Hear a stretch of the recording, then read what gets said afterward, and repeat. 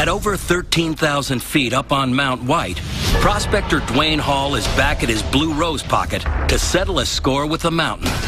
On their final day of their last trip, Dwayne's crew tunneled within arm's reach of a potential jackpot. Yeah, buddy. The next day, a massive rock slide filled in the hole they worked so hard to muck out. That close. It's a plain old death trap, man. It's just got it wrote all over it. If we'd have been in there, it would have killed one of us. Dwayne hasn't been able to get this pocket off his mind since he left the mountain 2 weeks ago. I should have called this the cave-in claim. The main thing about mining, don't give up. Even if you don't know what to do, just dig. Go to the last place you found something, take a left, and start digging. Maybe we'll be getting lucky and there'll be a grandson pocket in there. Yeah. Feeling it? My grandson's with me this trip, his first trip up this year. You ready? No, you have no idea. Mount White to me is home, because my money, my future, it's all depending on that mountain. I think in 3 years, this will be all yours. Good luck with it, kid. I think it's gonna be a fun day of throwing heavy rocks. Until Justin learns the ropes, Dwayne keeps him on the sidelines. To open the pocket, they have to dig out the 30 tons of rock and granite that caved in.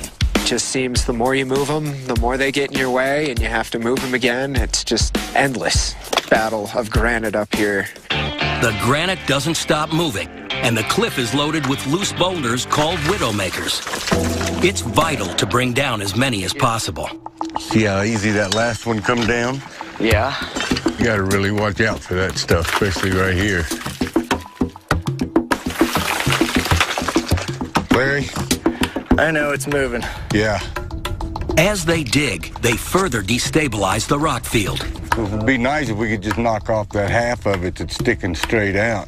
Now they have to trigger their own cave-ins in order to avoid getting sucker punched by the mountain.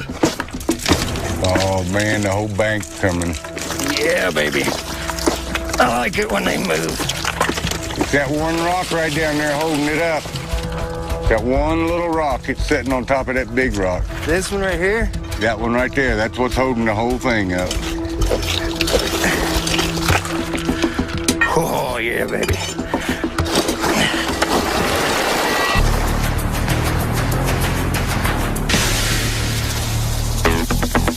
Over in Lake George, it's the biggest week of the Doris' season. Time to blast. Hey, Randy.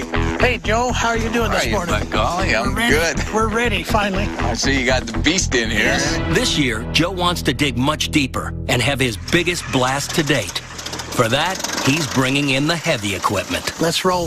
This air track is strong enough to turn solid granite into powder, slamming the 600-pound drill bit into the rock over 40 times every second. It's a rock eater. Once the holes are dug, 600 pounds of ammonium explosive powder will be put inside. The air track is an expensive rental, about $300 per hour. And they've got 80 holes to dig in just one day. We should be able to drill about 2.5 feet a minute. Whether or not there's any pockets, who knows? That's a lot of money to be spending on a gamble, but we're going to go for it. Joe's taking a big hit to the wallet for a good reason. The area that we blasted last season Fire in the hole. did not look promising, but you got to keep in mind that that's where the world's best amazonite and smoky quartz pocket was found. Monster pockets. We found 2 or 3 there. And so if there's a chance that another one's there, we're going to spend the money and the time to try to find it. Last season at the Smoky Hawk ended in the red when the Dorises didn't find much after blasting. But Joe's hoping a third round does the trick. Well, nuts.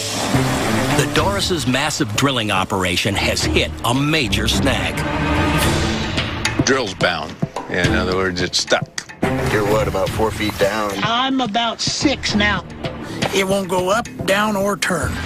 We've got about 26 holes drilled so far today. We've got at least 50 more to do.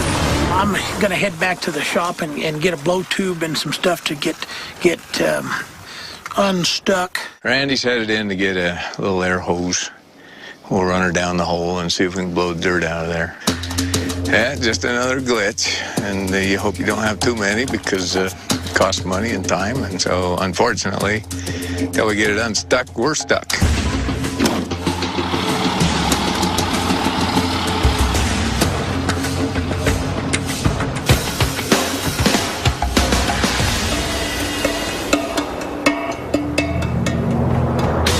In the Cripple Creek Mining District, Rich Fredert is once again ready to go underground in search of treasure.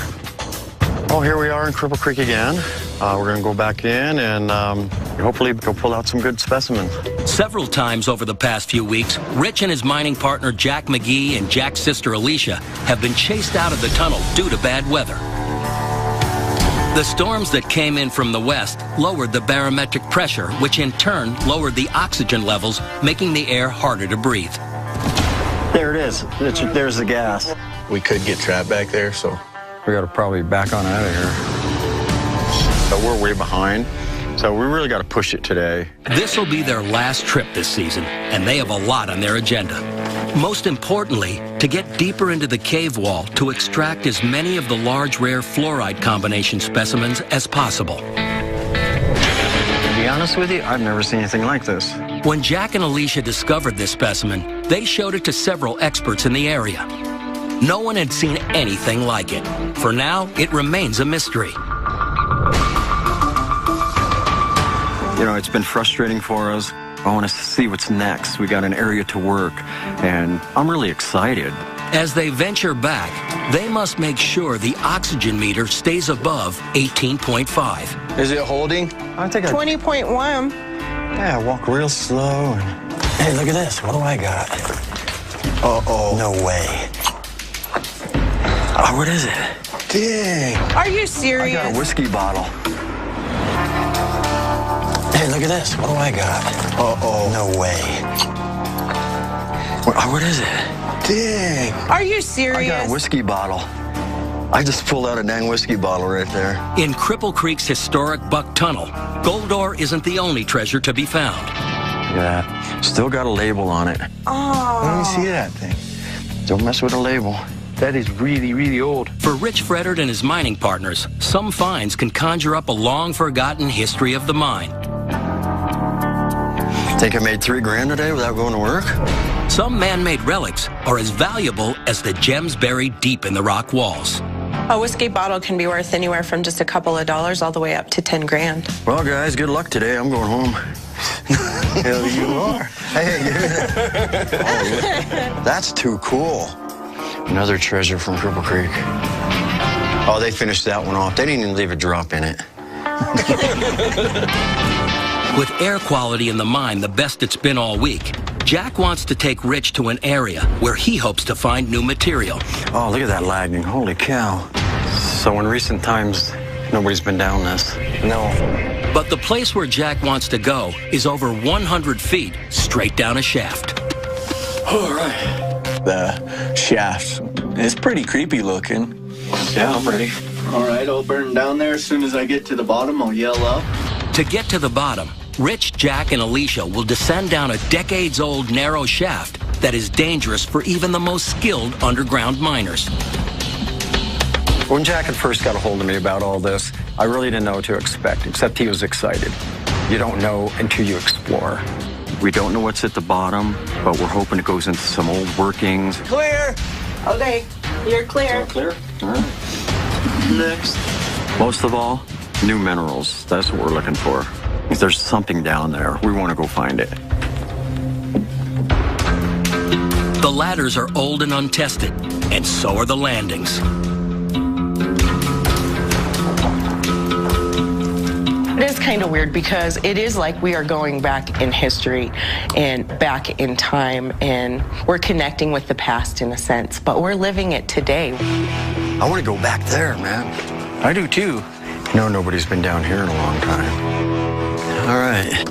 Look at all the fluorite. Safely at the bottom, they immediately see signs of mineral deposits. And it's got fluorite. Right there on the right, on the bottom. There's a loaded with fluorite in here.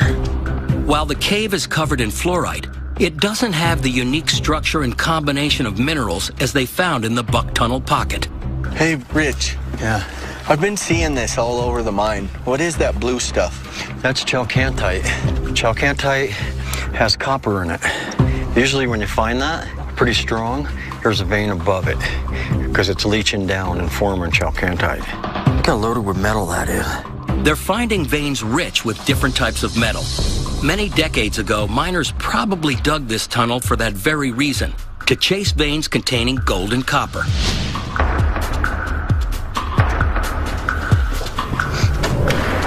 I see your little vein you were talking about. That's what they were probably chasing. Wow, that's cool. What'd you find? That's a stalactite. Look at that thing. Kryptonite crystal. Rich's kryptonite crystal is actually a stalactite made of the calcium-based mineral selenite. Yeah, I'll bring that up. Cool. While what they found is interesting, it's not what they originally came for. It's time to go back up and get back on track.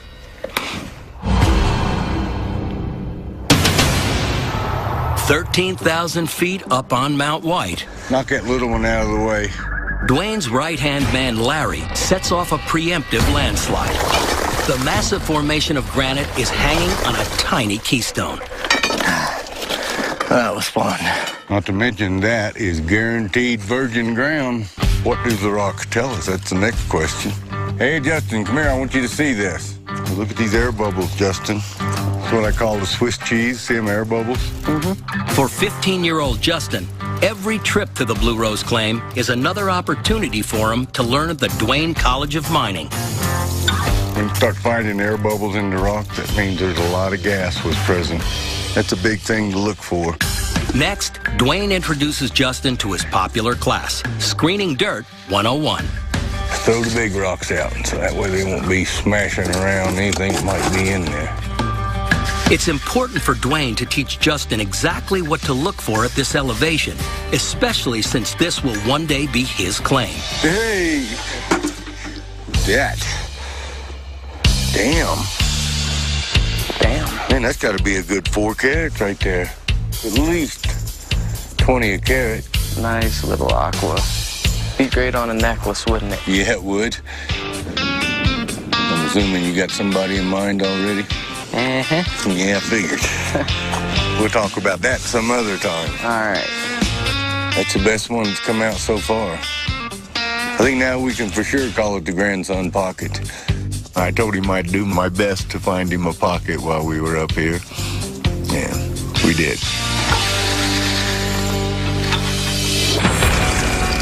No sooner do they get to work in the grandson pocket before the mountain is fixing to wipe it out again. Man, I'm really tired of this. Every time we start getting into aquas, everything falls down again. With the threat of a rock slide overhead, Dwayne takes some low-tech safety precautions. And let's get you at least a rope on you. All right. Here, this will work. Okay. That's all you got. This is the first trip I can remember holding on to somebody, ready to jerk them out at any minute notice. Just tugging on Superman's cape. Jerk him clean to his underwear. This is like all day long. This has been happening. Everything's just fixing to come down no matter what we do. Any movement up above? Any movement at all. Okay, guys. You're coming out. All right. The men might take these risks, but Dwayne makes sure Justin is in a safe location. Every once in a while I get movement, but that's because I'm tapping this rock right here. Ooh, look at that chunk of smoky. More smokies? More big smoky. Big smokies. Yes, sir. That means it ain't stopping. There you go. All right, little boy. I got blue. Yeah? I got blue. Do you? It's a new day over at the Smoky Hawk Claim in Lake George, and the air track is finally up and running, but Randy, its operator, is nowhere to be found. The plan was to drill this morning right away, and I'm waiting on my operator for drilling. After the air track broke down and digging went slower than usual, they're falling behind. Joe needs every minute of this morning to try and catch up. Come on, Randy, show up. Where are you? Eventually, Joe's excavator operator, George Quist, gets through to Randy, and he comes up with a plan, albeit a risky one. Randy's not going to be out today. I got the okay to run his machine here. While George is an expert on the excavator, operating a hydraulic rock drill is going to be a first. Never ran it, so it's going to take me a minute to figure out how to get her going and see what happens here. It's an expensive risk. The machine is worth up to $100,000, and the Doris family will have to eat the cost of any damages. But at this point, Joe has no choice. He has to get it done. Just say a prayer that nothing breaks down today, and then we can get all our holes drilled. It's going to take some luck.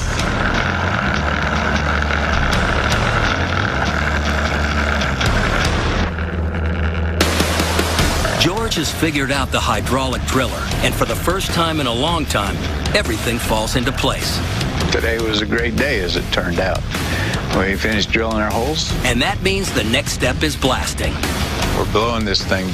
I'm ready to get that cap rock off and look at what we got underneath. At the grandson pocket on Mount White.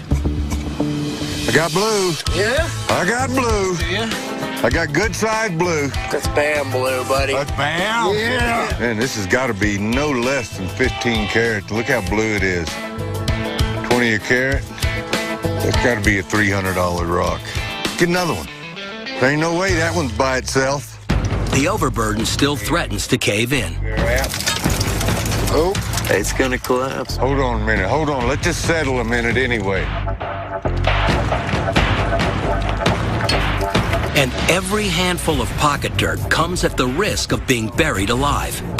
You got to kind of get used to living on the edge up here. I try to think about it as smart as I can. Sometimes I get a little over anxious, especially when the aqua's coming out. We got bigger blue. We got bigger blue? We got blue and bigger blue. Oh, yeah. Nice. I'm looking at 2 weeks of hard work finally paying off. How many cave-ins did we have before it finally paid off? I lost count. A mile back and 1,000 feet below ground at the Buck Tunnel outside of Cripple Creek, Colorado.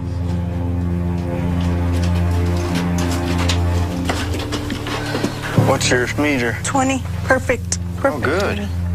Rich, Jack, and Alicia have returned to the spot where they hope to dig out more of the unique fluorite specimens. We've got to get back there to those big crystals today. Yeah, we got the big ones in there. These specimens are curiously arranged in stalactite bands. They're also a brand new discovery in Colorado.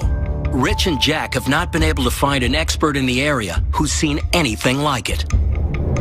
The Buck Pocket, in my opinion, is a very, very rare find. Great, exceptional mineral specimens have come out of it. It's something that I'd never heard of or other people have heard of. We got good air in here.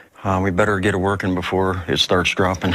Last time, they were able to pull out small crystal specimens that were just within reach. Oh, man. Oh, we got a good one. To get to the larger pieces further in the back, Now, that looks pretty cool. they must break up more of the solid rock that's blocking their way. If we could get this one little hump out in that rock, then we'd be able to reach them with our hands. But we don't want to grab them with anything because they are kind of fragile. We need to pop some rock out of there. This one could be loud. Once again, they decide to start by blasting. All right, we got the first one going in. Okay, Jack, at your will. Fire in the hole. Hawk Claim in Lake George, Joe Doris finally gets to say these words. We're blowing this thing today. After weeks of frustrating machine and manpower delays, Randy Snare and his crew are preparing the blast zone and fast. We're still up against the clock today because we've got afternoon thunder showers are likely, and so we're moving like crazy. First order of business is the wet and wild job of blowing out the 80 holes with compressed air so they can load them with explosives. You know, if you didn't get your morning bath, you're sure to get one now. Finally, the holes are ready to be loaded with Randy's cocktail. About 650 pounds of powder. That powder is ammonium nitrate, a nitrogen-based fertilizer sometimes used as a mining explosive, and there's a lot of it. Fire in the hole. Last year, 2 blasting attempts to break apart the hard rock floor of the Smoky Hawk failed. If we have a repeat of last year where the lower part doesn't break, then I'm going to be pretty frustrated. To increase their chances of breaking more of the rock, they're digging deeper than ever before, to 10 feet. Now, you could zigzag to that one. Each hole is going to move 13.5 yards of solid granite. It's an educated risk, so you can accidentally blow up a pocket. If we guessed right, we got big pockets that are going to stare us in the eyes later on today. If not, at least I know there's nothing there. The weather has held, and everyone is back at least 1,000 feet. And now it's up to Randy to light the fuse. I'm ready. This is where the rubber meets the road. This here's the dangerous part, ready for ignition. She's burning. Fire in the hole. In the Cripple Creek Mining District, Rich Freddard and his mining partners are ready to blast. Okay, Jack, at your will. Fire in the hole. There we go. That's what we wanted. The blast was successful. Good. Good job, Jack. They had to have done something. But they have to widen the area even more. Well, let's see. Get some cracks going on those top ones again. Where's the bar? No. Hey, go ahead and hold that for him. So if I miss, it's the hammer's fault.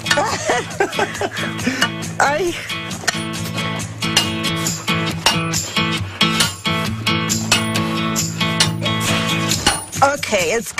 Oh. Ha. They're fighting against time. The air quality could change at any minute. Slide out of there, at least.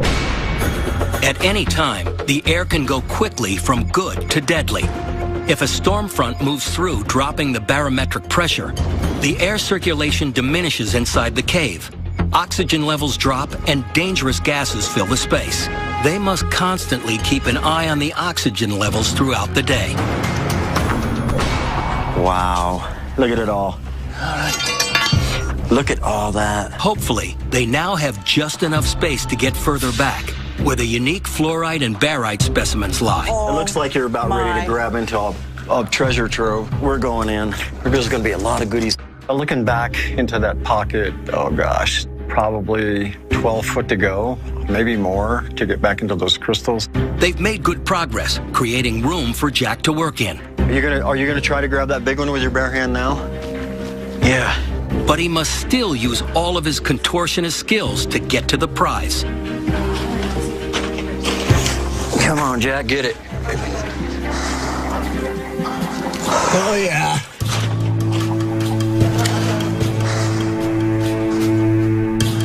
No way.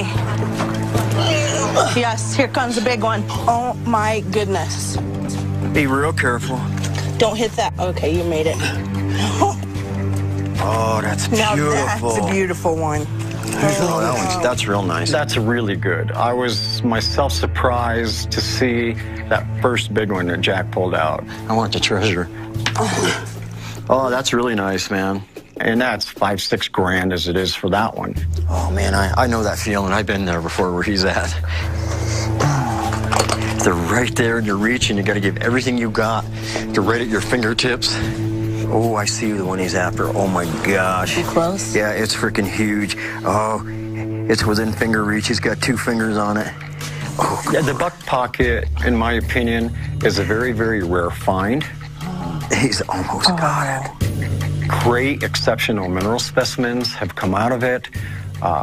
The work at getting them, was very tough, but hey, that's just the way it goes to get, something of great value. Oh my gosh, he's got it.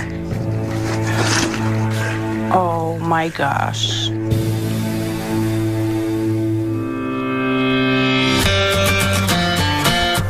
Back on Mount White, Dwayne Hall and his crew have found some nice aquamarines in a dangerous pocket.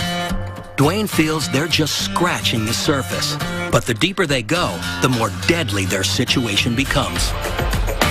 We're at the point now where even if the mountain just rumbles a little bit, we're gonna feel it. Oh, come out. Unfortunately, the rocks are still restless.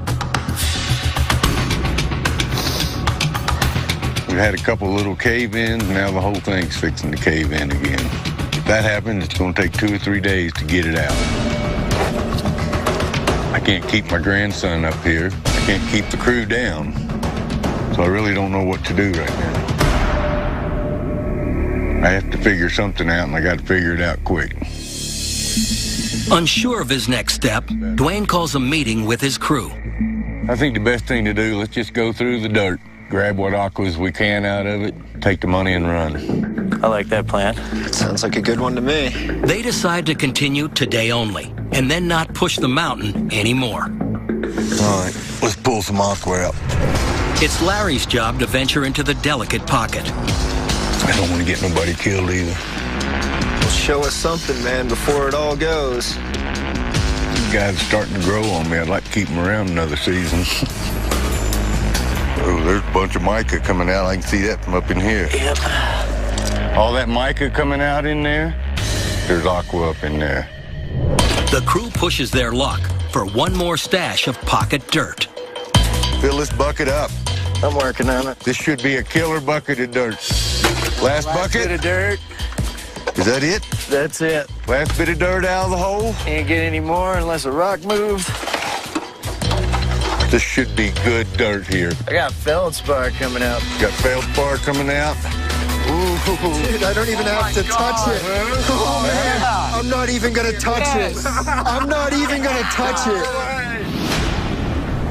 Roughly 1 billion joules of energy, which is enough energy to power one light bulb continuously for 6 months, or an entire house for over a week. At the Smoky Hawk claim in Lake George, the Doris family is about to set off a large detonation. Hopefully we'll break into a couple pockets because of this. Explosives expert Randy Snare is setting the fuse at 5 minutes, allowing him enough time to position himself at a safe distance. She's burning. Fire in the hole. This is the moment of truth. You know, the most positive expectation right now, we just want to lift it up and then kind of set it back down. This is the exciting part. The oh my God, something big is about to happen. You know, seeing rock fly through the air is always entertaining. Where are we at? 3 minutes, 25 seconds. Thank you. It's a 5-minute fuse, right? Yes. Okay, 4 minutes. 4 minutes.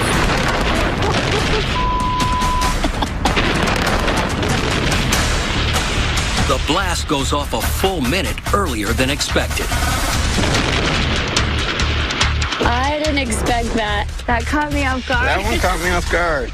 In the blasting industry, there's never a dull moment. They're all hopeful it worked this time. I just hope it fractured the damn thing, man. Did this not go, Randy? At first appearance, it don't look like it did, but it picked it up and it heaved the whole thing. This looks like it just got picked up and then dropped right back on top of itself, which we wanted. And it smells like explosives. That one. I think we did what we wanted to, Randy. I'm happier than heck that we got her to shoot. Look at how thick that is. I'm thinking that we're going to get some pretty good stuff. I'm really hopeful we are. That's why we did this, because if you're looking at this size of peg, Chris, there's a chance it could have a monster pocket in it. Never could have walked away from the Smoky Hawk without drilling and shooting one more time in this area. Because again, if there's a chance for another monster pocket, this is the best chance we've got. I don't see anything green. But Tim has stumbled onto something interesting. Let's check this pocket out. Right in the solid rock. A nice little pocket that was showing up, just a fun little pocket. Nothing, you know, major. Little smoky along that fracture, which is pretty cool. But now, the pressure is on to find something big. Because all of these delays have shortened the Doris's mining season. We really just pretty much have to go see if we can get into a couple pockets before, I mean, we have like 10 days left. We're optimistic that somewhere in all of this shattered rubble, we're going to get something. That optimism and any digging is suddenly put on hold. Just like a wall of rain that's coming our way. Calling it for the day because this big thunderhead, which is growing on top of us, hasn't moved, and it is awfully dark, and there's lightning and thunder. We're going to wrap it up for the day.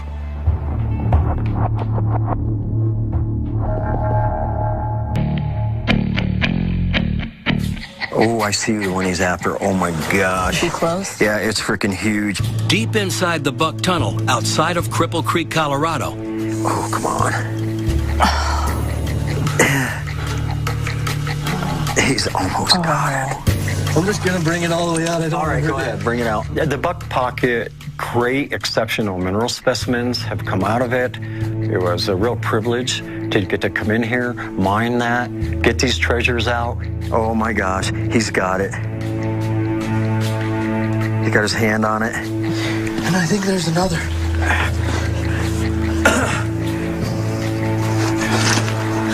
Oh my gosh. Look at that. Oh, that's beautiful, dude. Yeah, that's a nice one. Oh, that's gorgeous. Can you believe how pretty they are when they come out? Oh, isn't this cool? That's cool. They got what they came for. The large crystal specimen that eluded them the last time they mined. It's beautiful. The geology that's underground is pretty incredible because you get down here and you get to looking around, and you know, a lot of people don't know that all of this material was deposited here 35 million years ago through active volcano. You're still able to chase it. That was a good day, man. Not only was it a big help to them to help get the stuff out, but it was a great thrill for me to experience underground again, all of the scenery of underground, but most of all, it was an adventure, a journey back into the past and the present.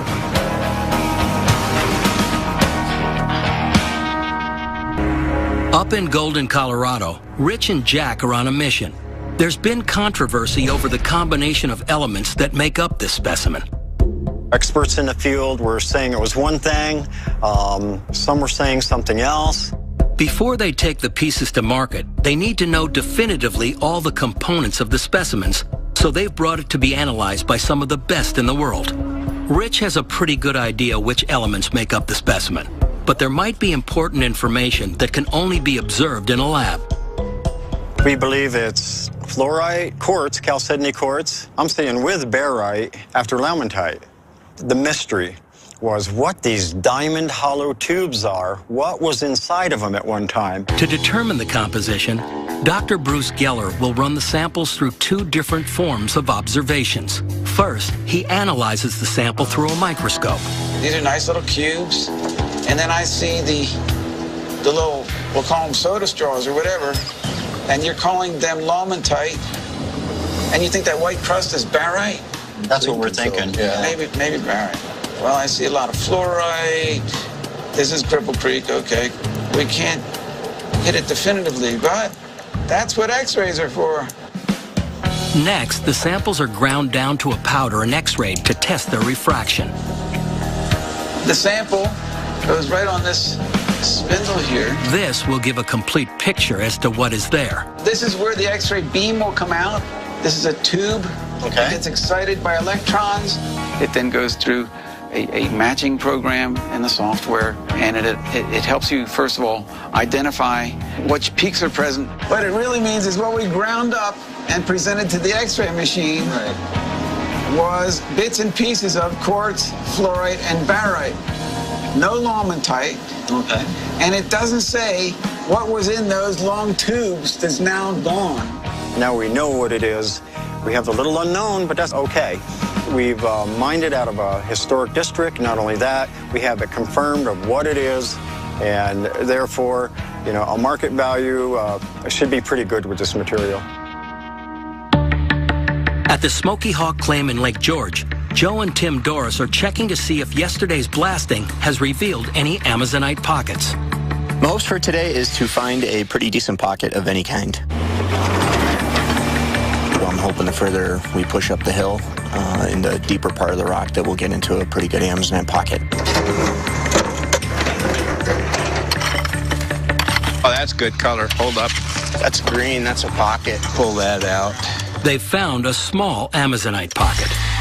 Got a little one. Little combo. See, you never know. What we did hit was one nice small Amazonite pocket, and they're all going to go together. So what we're going to end up with is a couple of nice groups of Amazonite. Not that big of a pocket. In terms of a dynamite world-class pocket, we haven't found that this summer. That was a quick little pocket. We're just disappointed that that wasn't the big pocket that we hoped was going to be back there. That now and $1 will get you a cup of coffee. This is not the ending of the Smoky Hawk they were hoping for. I know we didn't get the big pocket we wanted. No, we're not producing, period. The Doris family realizes that this site is fully played out. Just wanted to get something going down here. Hate to do it, but it's the end. It's the end. All right. I've never had to put to bed a claim that has meant this much. 15 years of memories here with my family, and when I'm done mining up here, I got to take that road out. I can't put a campsite up there anymore and sit there and enjoy the view like I've done for 15 years. And I'll miss that part probably more than anything. This site's my home. Up on the rim rocks of Mount White. This should be good dirt here. I hope so. Dwayne and his crew defied cave-ins and widowmakers to salvage one last bucketful from the bottom of the Grandson pocket. Dude, I don't even have to touch it. Oh, man. I'm not even going to touch it. I'm not even going to touch it. Wow. Before he was even done dumping it out, I had already spotted 3 or 4 aquas. Dude, look at this. 1, 2, 3, 4. I see another little chunk right here. Wow. Never experienced anything like that up here in the mountain, and it was just incredible. Oh, baby. Yeah, just keep holding your hands up. I'm just going to keep popping them in. Slow down, man. Slow down. They're everywhere. I'll slow down tomorrow. Give me another bucket of that. Look at that. There's another one. They're everywhere. Look at that. The whole season has just been touch and go. We've had cave-in after cave-in this trip. Look at you shaking, Larry. Look at that. All of a sudden, it just started paying off. It just boom, boom, bam, bam. Aqua's everywhere. It's awful sweet. Look at that, look at that. This is like the miracle bucket. I'm amazed. This is definitely the Grandson pocket here. It's been a big haul for Dwayne and his crew, but ever the miner, Dwayne just cannot bring himself to leave. Dwayne. Huh? I know, buddy. You know how bad I don't want to leave this hole? None of us want to leave this hole, Dwayne. No, but you don't understand. I do understand. I do not want to leave the hole. It's one of the hardest things I ever do is leave a producing aqua hole. I don't want to go home. Do we have to grab you by your belt and yank you out of there like it's coming down on you? There is a distinct possibility of that. All right. You ready, Larry? Yeah, let's do it. They kind of dragged me out of the hole. I guess you could say by the seat of my pants. Oh, look, wait. Look. Yippee-ki-yay, look at that. Got to be 4 carats there, maybe? Just like Dwayne always says, I'll wait till the last minute, and he definitely did. We pushed it to the very end, and we're not walking away skunk. We got some blue in our pockets. It's been a very challenging week for the guys, but they've come away with about 200 carats of aquamarine worth approximately $1,000. Not bad for a few days on Mount White. Woohoo! Yeah! Go! What I'm talking about. Why does it always have to... On Mount White, Dwayne Hall and his crew are headed back to the Around the Corner pocket one last time this season. One last-ditch effort to see what is left in that hole. I like last-ditch efforts. This is my last trip to Mount White for the season, so I'm hoping this is it. It's getting cold up here. This is all going to freeze up in another week or 2. I'm just running out of time. It's now or never. So we're back at the Around the Corner pocket where we started a couple of months ago. We have found some good-sized aqua out of here. Last time they were here, this is a triple bam, bam, bam, bam. They found 3 large segments of a large aquamarine piece. They now want to make sure that's all the pocket has to offer. Maybe because it's just a stone's throw from the famed blue rose pocket, the around-the-corner pocket has been a steady earner. You know, this hole reminds me of a $20,000 racehorse paying for all the hay for all the $1 million racehorses that only race once a year. Around the corner pocket has always hit about every 4 feet. Pop, pop, pop. So we're basically going to try to go back to the last pocket, go 4 feet over, and try it again. The first job is clearing the granite from the site. And who better to do that than Dwayne's right-hand man, Larry, nicknamed Superman. All right, boys. And up. Today, he shows invincibility by working barefoot on the unstable granite. Today is go for broke. I don't want to quit, and I'm too stubborn and hard-headed. And up. Because the clock's ticking, we have to beat rocks up real fast. I don't know. This is a big rock. Think I can pick this up? There's no telling.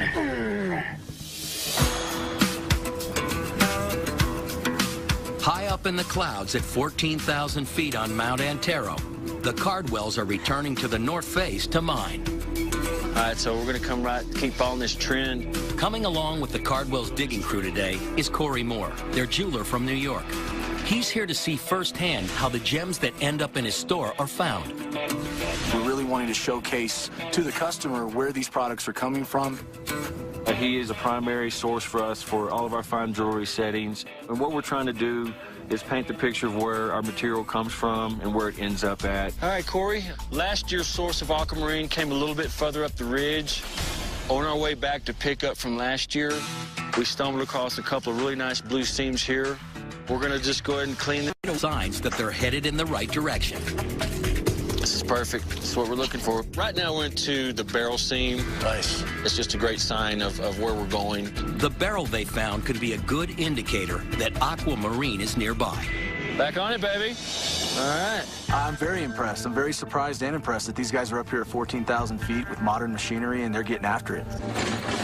With all signs pointing to a potential aqua pocket, Craig starts digging by hand.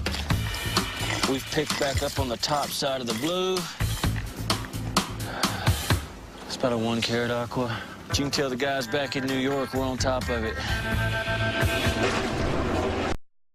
But as soon as they start finding signs of aqua, ominous clouds make their way in. We got a front coming on the other side. We're getting ice. On the peak of Mount Antero, storms rush in suddenly, and the lightning is fierce. There's no time for debate on whether to stay or go. Lightning could spark up any time. Safety is first and foremost up here. So it looks like that's going to probably stamp us out for the day. All right, let's get out of here, guys. Hurry, hurry, hurry. With Corey coming up today, you know, it would have been great to hit a big pocket, but he did get to see some of the blues.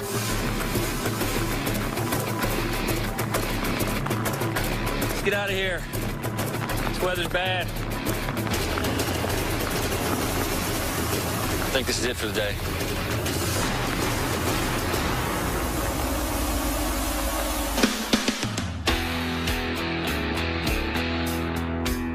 Outside of Lake George, Rich Fredert is taking a very important meeting. Good morning, Peter. Good morning, Rick. How are you doing? Pretty good. I wanted to speak with you about some of the similarities with your Agnus Dei claim and some of the pegmatites I've studied in Ukraine in Volodars. For the first time, he's talking with world-renowned geologist Peter Lickberg, who's taken quite an interest in the Agnus Dei claim. He believes it could be one of only 3 like it in the world. Well, Rich, you know, you already found something. Those fantastic topaz, the quality and the quantity and the size nobody ever found in North America before. I've been hitting a very good pocket. I've been really fortunate in that regard. For the last few years at the Agnus Dei claim, Rich has pulled out some amazing and valuable topaz finds. Oh my gosh. Ooh. Oh gosh. What first drew Peter's attention to the Agnus Dei claim is when he saw pictures of the topaz. He noticed something unusual about their structure that is similar with the topaz from the Ukraine and Finland mines. This prompted him to contact Rich. Now, what's interesting, and looking at the topaz I've seen of yours from the Ukraine, they're so very similar. They look like they've been recrystallized. Yes. And this we haven't seen before in the Pikes Peak batholith. Okay. So the topaz to the left there that I'm holding, it's very similar in color to the ones you found. You know, completely flawless. Wow. They also discovered that the way the pockets and pegmatites were formed are very much alike. When this granite crystallized, there will be pegmatites of various types at different levels, and here is probably something like your with pockets carrying topaz. Well, this is exactly what's happening. I am so very, very excited. I'm really stoked. From the descriptions of what Peter has shared with me to what I'm actually seeing in my own mind, what I've been digging, the similarities are just incredible. The Ukrainian and Finland mines are decades old, so Peter can provide a solid glimpse into the future of what's in store for Rich. I've really learned a lot from the comparisons. I kind of have an idea what to do next, just continue on. Yes, I advise you completely to keep digging this pocket, but also to think for the future and look of similar deposit. There's a lot more to explore there. From his description, Peter's description of the Ukraine deposit, there could be other big pockets not far away. So that's very exciting. The conversation has rejuvenated my own self. It's brought this greater excitement now. You know, it's always the thrill of the chase, but the chase, you know, is even bigger now. But it was really good talking to you, Rich. And I thank you again. It's just so exciting, and you know, I'm just beaming. I'm ecstatic. Deep in the Colorado Rockies, Rich Fredert has returned to the Agnus Dei claim with mining partners Richard Kawamoto and Gene Kalman. You think big things are going to happen, so I'm thinking on that big line of this. Rich is invigorated by advice from renowned Swedish geologist Peter Lickberg. Yes, I advise you completely to think for the future and look of similar deposit. For decades, Peter has been studying two very similar mines that produce vast amounts of topaz along with other quality gemstones. The conversation has rejuvenated my own self. It's brought this greater excitement now. I may not have even found the largest pocket system yet. This could be really, really big in the future. Rich's mine, along with the analogous mines in the Ukraine and Finland, have a unique geological structure broken out into several layers of material. But what we have is a strata above. You can see it from here to about here. This is the outer zone of the pegmatite, and it's made up of microcline feldspar. There's nothing in it. It's just a clue type of rock. Next, we have the pocket area, where we have this quartz to here. All of this area has produced open pockets, one of which is about 8 foot long, 4 foot wide, of large to small. I'll tell you what, this is gonna take some brutal work to move this. We got this tree that slid down with a boulder in the way. It's a lot of quartz to move, and look at, and the topaz is under that. The productive area is back there. Wow. High atop Mount Antero, the Cardwells, along with mining partner Bill Hutchinson, are back. Missing from the group is excavator operator Tom Petty, who was suddenly called away. So Craig has a surprise. I'm going to be running the excavator today. Baby. So, heads up, guys. I think I'm going to take a chance and give it a whirl. It's something Craig hasn't attempted in many years.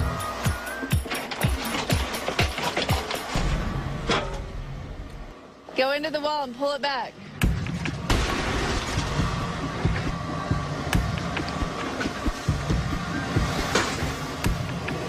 Yeah, that was perfect. This season, they have found bits and pieces of aquamarine, so they believe there must be a pocket in this area. The signs are there. They just have to find the spot. See that piece of blue right there? Look, Bill. Gosh.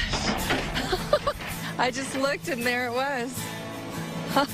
Look how pretty that is. Craig's excavating, and I'm looking around, and there's just a little, sitting on a little rock, a piece of aquamarine. It was beautiful. There's got to be a pocket in there. Come on, baby, pop. That's how it goes in geology. You know, you hit, miss, dive, left, right. Well, you're definitely digging the right area. Lots of ice. Flew right in that ice.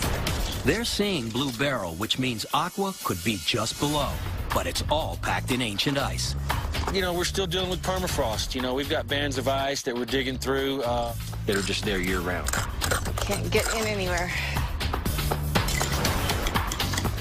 Just into ice everywhere. And then, a new and different problem. Oh, the goats. They're walking right up on our work site. That's pretty darn brave right there. Oh, now they're coming up here? It's the first time I've ever seen one come up here and, like, while we're working. Put you to work around here, goats. You better beat it. Oh, that was interesting. Scary, too, at the same time. They're very aggressive, especially with the babies around. They will roll your butt down the hill. Go on. They've never came over this close. No, right where we're working.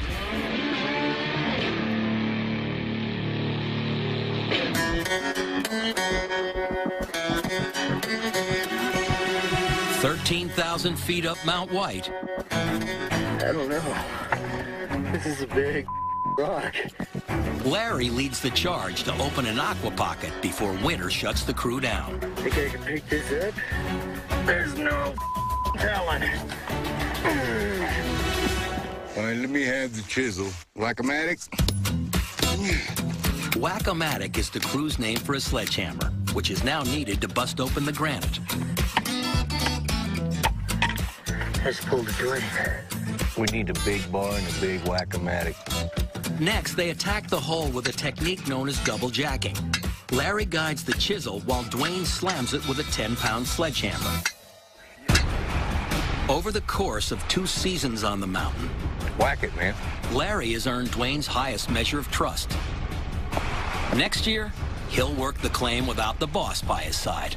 While I'm starting a couple other mining ventures, I'm gonna lease the Blue Rose to Larry for a couple of years. Let my grandson get old enough to take over, and once he turns 18, the Blue Rose will be his. All right. Nope. I ain't throwing this. Ow. Oh. Medic!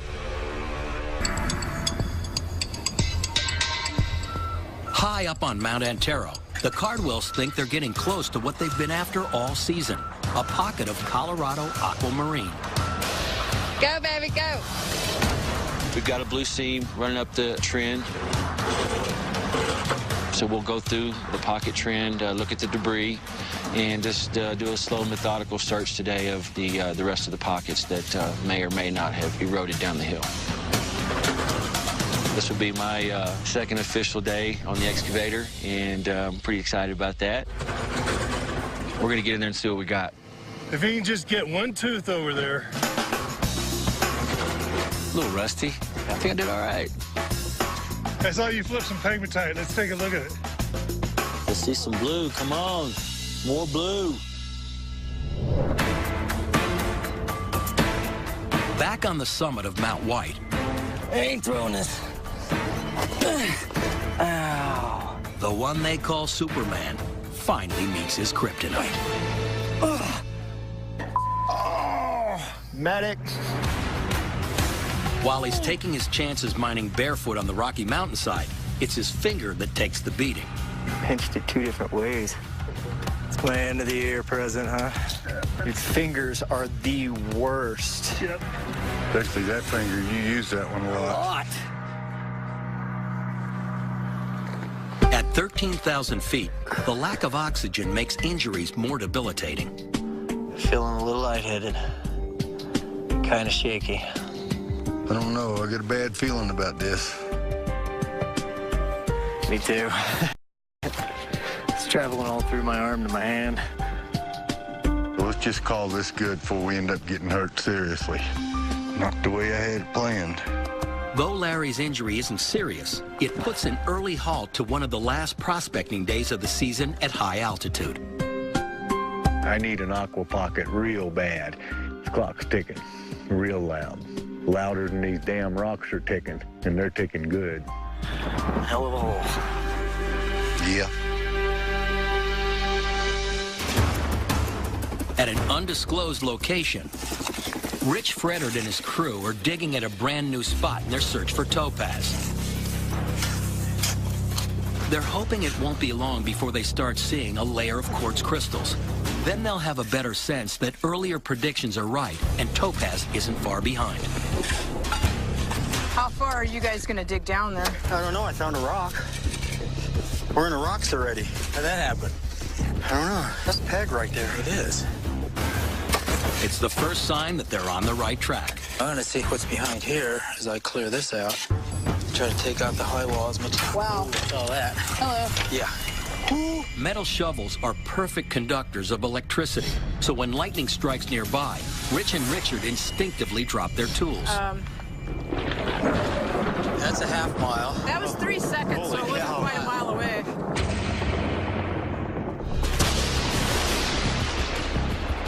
Ooh, look at that. What do you think? We should go sit this out till this electricity gets out of here? Probably not a bad idea. Yeah, all right, let's do it. Yeah, let's get underneath it here. Yeah. The weather is just a part of it when you're up in the elevation like this, so see what happens. The only thing I would really get frustrated about, if it rained like this for hours, shuts us down, we'll be shoveling mud instead of gravel. But we got to start on it. I think we're making the right decision to get on the right side of that boulder and hopefully get into some goods before our time's up. Taro, Craig Cardwell has opened up a promising spot to dig. Good job, honey. And right around the corner was the Grady pocket. Okay. So it's right on trend. Okay. Oh. And you see the ice. The ice is just now allowing us to get into it. Come on, Aqua, show me something. You never know what's behind door number 1 or door number 2. You know, that's why we do this. Looking like it's opening up. Give me a scoop of it. Seeing a lot of the brown pocket dirt. Look in there. That could be a good sign, because all of the pockets they've hit in this area have had brown pocket clay. There's an open pocket. Hey, it's looking really good, Tracy. Woo, look at that one. Oh, yeah, we're into a smoky pocket. We're starting to see some smokies and all the tall tale signs leading into pockets. Yeah, very nice. Very good color. Nice caramel. Look at that one. Oh, that's cool. That's gorgeous. Nice little tidbit on the edge, guys. But they're not mining at 14,000 feet and just hoping for tidbits. Oh, wow. Look at that. That's a big crystal. Wow. Over on the Agnus Dei claim, the weather is cleared, allowing Rich and the crew to muck further down into the ground. If their predictions hold, they should start hitting a layer of quartz crystals soon. Wow, we are making some headway. We're getting down there deeper. Oh, that's kind of cool, Gene. Look. See, they're small, but they're actually crystal growth on the quartz. Oh, there's open space in there. That's kind of like where it's beginning. We're at the top of it. That's awesome. We're just now getting into the second layer. We got through the microcline feldspar layer. Now we're into the quartz. I've been pulling out some big chunks, and that's a pretty thick layer. If the trend is thicker right there, maybe the pocket's bigger. So that's what we hope for. Hey, Gene, we'll muck this out. We'll let you get in here. Yeah, I think you need to get in there and start finding this topaz. I'd like to take a look because I'd rather dig the quartz crystals and... Well, there's plenty of them in here. And it isn't long before Rich comes across the top of a huge smoky quartz that he feels is best suited to Gene's skills. Okay, I had enough. You get in here.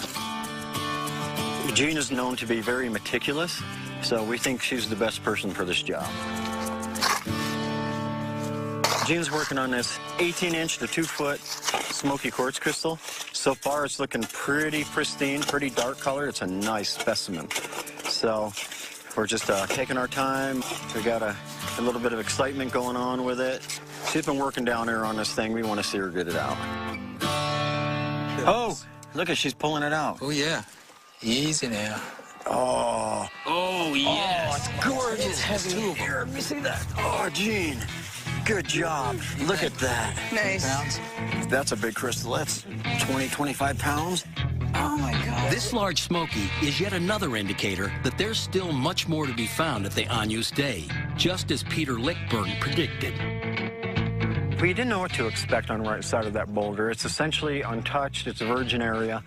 But the scenario's playing out just like the left side did. So that's very encouraging. The entire pocket we've hit so far has been zoned, very distinct zoning, which is why they think it's similar to the Ukrainian deposits. They're awfully big. I mean, Gosh, working close to 200 pounds of quartz crystals. maybe the same zoning is going to happen and we're going to find bigger, more pristine topaz like we did on the other side. These big honking quartz crystals just keep coming out. They won't give us a break. And it's a wonderful problem.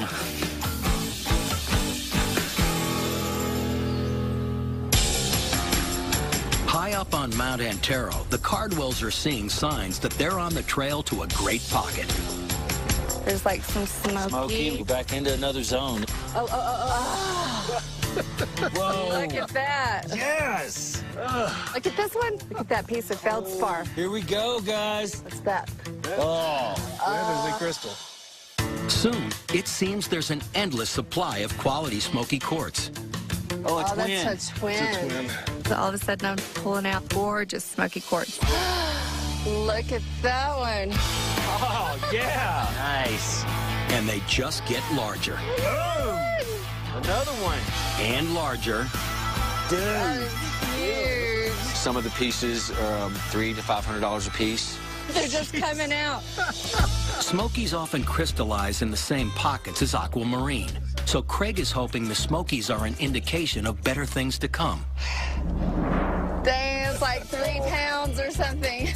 I love smokies. They're very cool, but it's not the aqua. If that's all we get today, I'm a happy guy. Oh, absolutely. Oh, I see blue. I see blue. I see blue right there. Oh, yeah. Yes! Oh. We're on the blue, guys. Back on Mount White, a freezing cloud bank covers the summit, which means winter will soon be closing in, and Dwayne is on borrowed time. Time for a little Rocky Mountain surgery.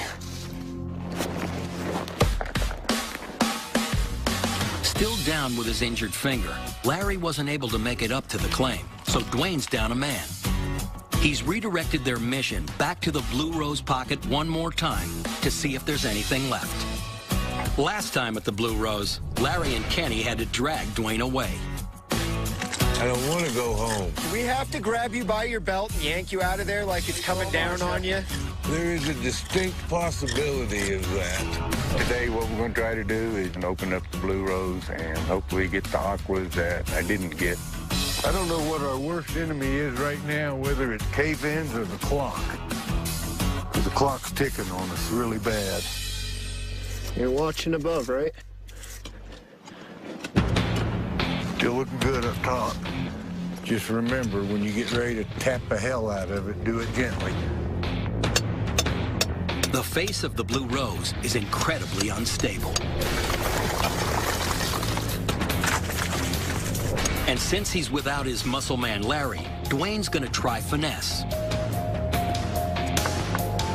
which is in Kenny's wheelhouse. To have to sit there and gently wiggle things apart and rattle it apart piece by piece is frustrating, but it needed to be done with all the collapses we've had, and it was the safest way, being that deep in a hole with that much ledge above you. If we cave it in, we cave it in, but there's a pocket in there, and we're going to get it out one way or another. See? Gentle, finesse, no slamming. I know I'm in the face of the mountain. Nobody's been here.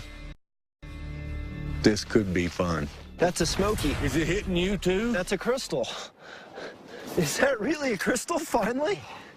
A fully formed, perfect crystal. Fully terminated lets us know there is a pocket in there.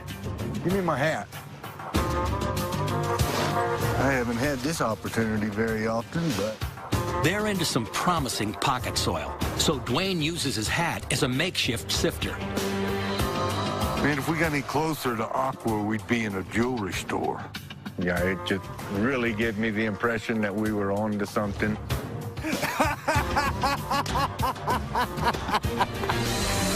Cardwells think they're onto something big.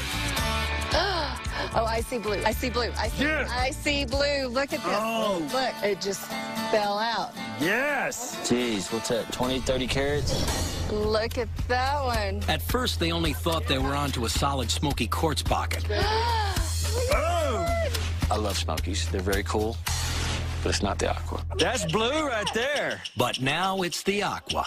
Oh, there's another big one. And the pocket doesn't look like it's ending anytime soon. Oh, yes. Oh. Oh. Yeah. Tracy is pulling out aquamarines, the likes of which none of them have ever seen before. My gosh. Hold that up to the sun. Let's clean back rolls blue. Oh, I didn't see that. Holy crap, that is 30, 40 carats. The large aqua is just the beginning of what could be the biggest aquamarine pocket they've ever discovered. Look, y'all have got to see. Look in there. Whoa. Look at that. Back on Mount White, Dwayne found the sign he's been looking for. Damn! Kenny just found a tooth-shaped rock that's crowned with aqua. When I seen that one piece of rock come out, I got a bad case of the nervous. Damn it, why do I always have to wait till the last minute to do this? So I'm about over that, so it's about time to get in there and pull them out. It'll take about 10 minutes, and I'll know what kind of day I'm having, or what kind of season I'm having. Cash money right there. That's a $100 bill. The aqua they found so far is a massive carat weight, but no crystal structure. To reach the crystal, Dwayne has to probe deeper into the pocket.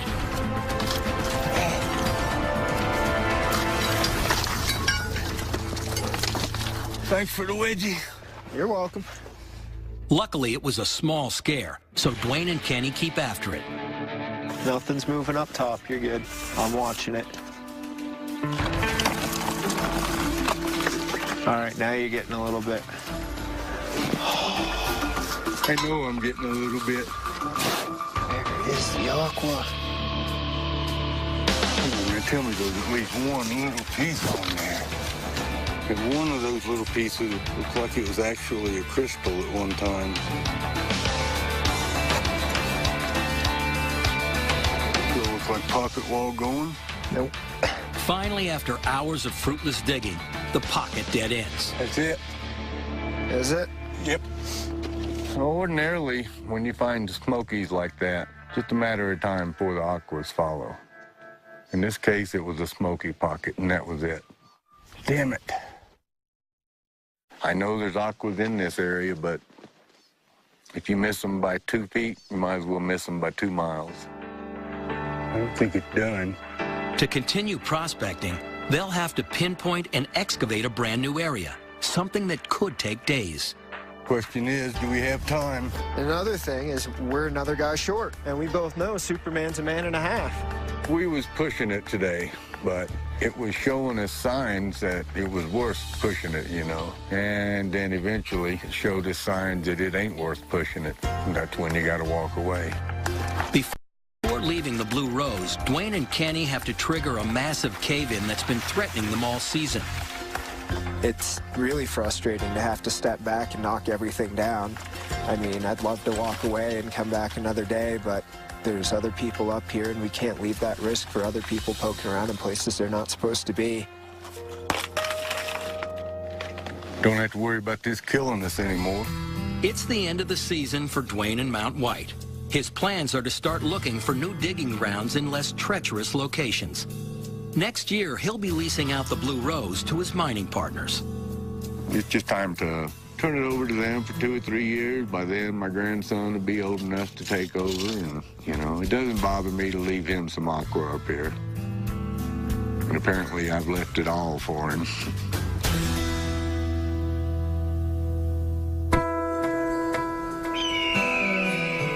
Back at the Agnus Dei claim, Rich and his crew are looking for the layer of topaz that they believe lies under the earth, as described to Rich by Swedish geologist Peter Lickberg. Yes, I advise you completely to think for the future and look of similar deposits. While Rich and Peter talk about the geological layers at the Agnus Dei claim being similar to a famous mine in the Ukraine, Rich is cooking up his own theory on the mineral structure.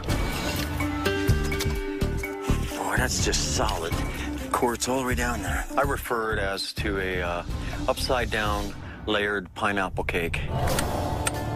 You got the first level we busted through. We got the cake part pretty much done. Oh, that's hollow. Could be a big pocket down there. Yeah, I know. When you got a hollow sound like that. Now we're getting into the next layer of the cake, and that's the quartz crystals down there. More of this than it meets the eye, I think. And then we got to get into another layer yet, which is the rind, which will be exciting. And hopefully there's a little topaz under it. Lead us on, Crystal, where are we going? And then we get into the fruit. We get into the pineapples. That's the topaz. So you got to look at it like a upside-down cake. So I'm thinking cake today. Topaz. Yes, it is. Frickin' topaz. Over at the Agnus Dei claim, Rich Freddard is on the hunt for more of his world-class sherry-colored topaz. More of this than meets the eye, I think. That could be a big pocket. Lead us on, Crystal, where are we going? Topaz. Yes, it is. Frickin' topaz. Woo! Yes. Just pulled out the first topaz. It's a pink color. Look at that. Good form on it. And it's got the same we scored topaz. I didn't think we were gonna. Oh, man. This is a good one. It's a solid piece. All right. We got one. But Rich, of course, doesn't want to stop at just one. Oh, I got another one. I think. Oh, it is. I got a topaz. I got another one. What's going on? Here it comes. Oh, yeah. Oh, my goodness. Yeah, it's a good That is a sweet crystal, dude. A big one. That's nice. It's split in half. It's split in half. See it? Oh, it's not a big deal. That is a big one. That's nice. Wow. That is pretty. And in his excitement, Rich doesn't notice that his digging is creating further dangers. Hey, Rich, you got to pay attention. That wall's getting a little unstable. Here comes the wall down, you know, and it's like, it doesn't matter, get out of there. This might be a good time to quit. We were going to close it for the season, but I think we're going to go ahead and stick it out now.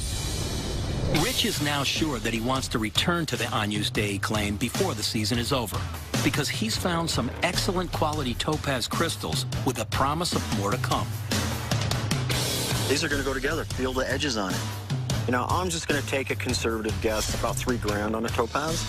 Just goes to show, you know, that big boulder. We could have just looked at that big boulder the first time we came up here and said, oh, no, we're done. But we all persevered. We dug on the left side, we scored. That's a monster. And now we're on the right-hand side. I think we're going to score even bigger. So it's like anything else, just don't give up. Good boy. Wish I had his energy. High up on Mount Antero. Oh, yes. The Cardwells are making their way deep into an aquamarine pocket. Oh, yeah. Look at that! The likes of which none of them have ever seen before. My gosh. Hold that up to the sun. Look, y'all have got to see. Look in there. Suddenly, they realize this could be the biggest aqua pocket of their career. I got to get all this glue out. It was just like in a little pocket down there. And they were huge. Easy, don't step through it. There you go. Perfect. Look how big they are. Look at that. Oh, look at that. Look. Wow. What a pocket. There's blue everywhere. I've never seen anything like it. Look how big they are. Look at that. Oh, my God. Some people don't ever see that in their whole lifetime, so this one's very special. Look! Boom! Look! Yes. Look! Ah! Yes! Oh, my God. Give me one. Come on, pull. Oh, there's one. Look. A toast. Unbelievable. A toast, my friend. Cheers. Yeah, cheers. She's down there. She's making it happen. And there it is. 1, 2, 3. Cha-ching, cha-ching. They really tapped into one of the biggest pockets I've ever been involved with. Oh, my God. To find something like that, it's just...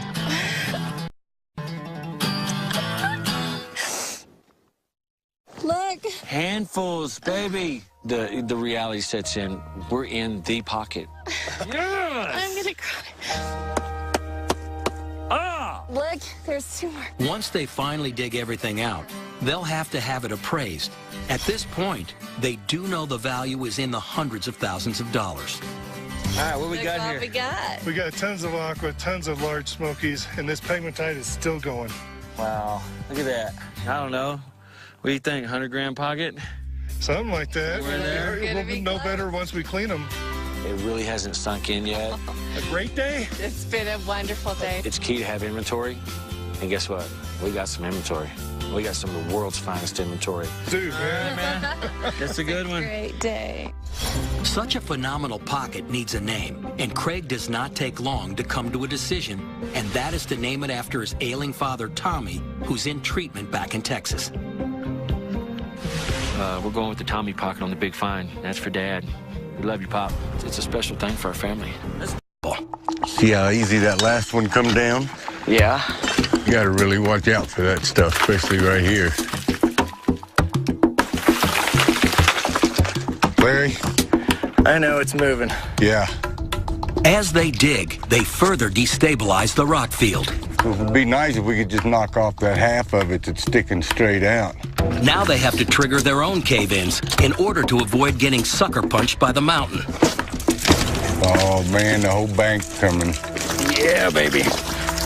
I like it when they move. It's that one rock right down there holding it up. Got one little rock. It's sitting on top of that big rock. This one right here? That one right there. That's what's holding the whole thing up. Oh, yeah, baby.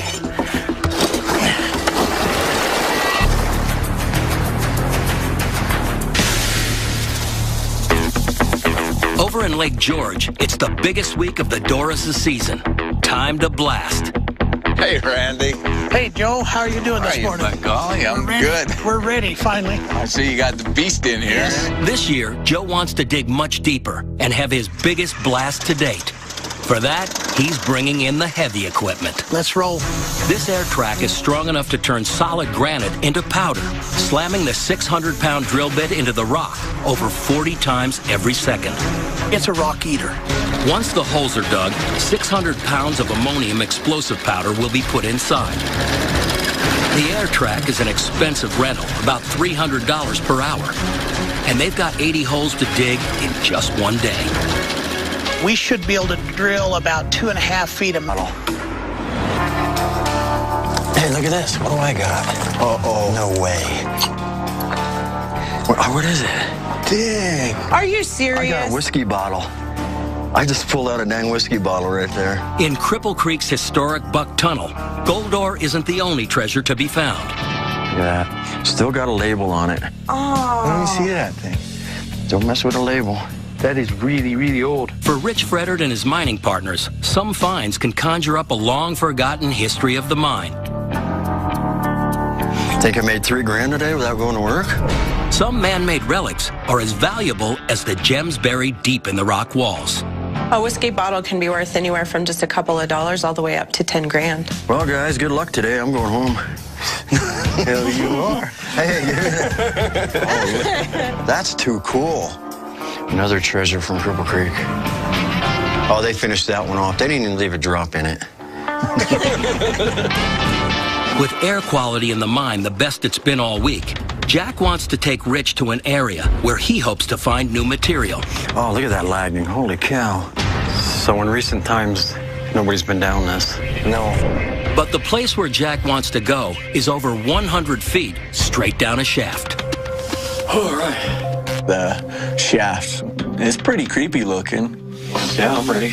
All right, I'll burn down there. As soon as I get to the bottom, I'll yell up. To get to the bottom, Rich, Jack, and Alicia will descend down a decades-old narrow shaft that is dangerous for even the most skilled underground miners. When Jack had first got a hold of me about all this, I really didn't know what to expect, except he was excited. You don't know. Minute. Whether or not there's any pockets, who knows? That's a lot of money to be spending on a gamble, but we're going to go for it. Joe's taking a big hit to the wallet for a good reason. The area that we blasted last season. Fire in the hole. did not look promising, but you got to keep in mind that that's where the world's best Amazonite and smoky quartz pocket was found.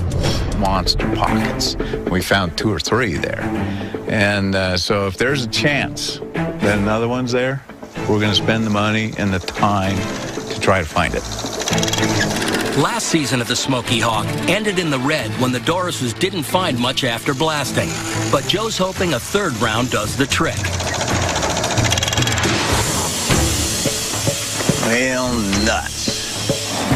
The Doris' massive drilling operation has hit a major snag. Drill's bound. In other words, it's stuck. You're what, about 4 feet down? I'm about 6 now. It won't go up, down, or turn. We've got about 26 holes drilled so far today. We've got at least 50 more to do. I'm going to head back to the shop and get a blow tube and some stuff to get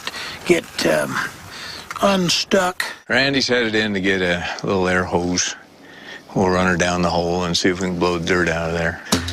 Yeah, just another glitch, and you hope you don't have too many because it costs money and time, and so unfortunately, until we get it unstuck, we're stuck.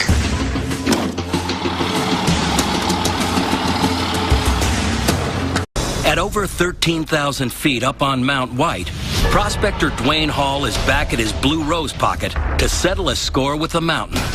On their final day of their last trip, Dwayne's crew tunneled within arm's reach of a potential jackpot. Yeah, buddy. The next day, a massive rock slide filled in the hole they worked so hard to muck out. That close. It's a plain old death trap, man. It's just got it wrote all over it. If we'd have been in there, it would have killed one of us. Dwayne hasn't been able to get this pocket off his mind since he left the mountain 2 weeks ago. I should have called this the cave-in claim. The main thing about mining, don't give up. Even if you don't know what to do, just dig. Go to the last place you found something, take a left, and start digging. Maybe we'll be getting lucky and there'll be a grandson pocket in there. Yeah. You feeling it? My grandson's with me this trip, his first trip up this year. You ready? No, you have no idea. Mount White to me is home, because my money, my future, it's all depending on that mountain. I think in 3 years, this will be all yours. Good luck with it, kid. I think it's gonna be a fun day of throwing heavy rocks. Until Justin learns the ropes, Dwayne keeps him on the sidelines. To open the pocket, they have to dig out the 30 tons of rock and granite that caved in. It just seems the more you move them, the more they get in your way, and you have to move them again. It's just endless battle of granite up here. The granite doesn't stop moving, and the cliff is loaded with loose boulders called widowmakers. It's vital to bring down as many as possible.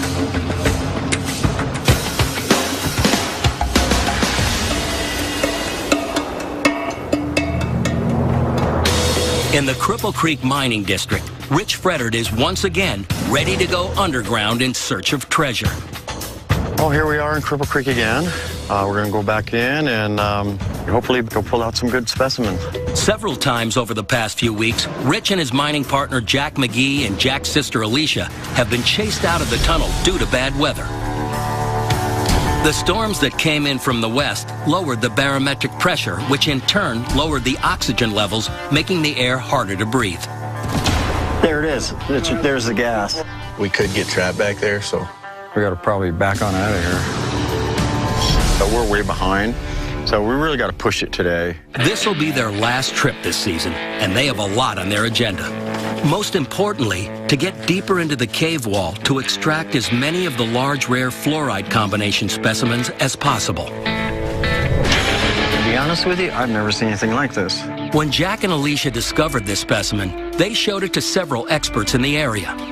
No one had seen anything like it. For now, it remains a mystery. You know, it's been frustrating for us. I want to see what's next. We got an area to work, and I'm really excited.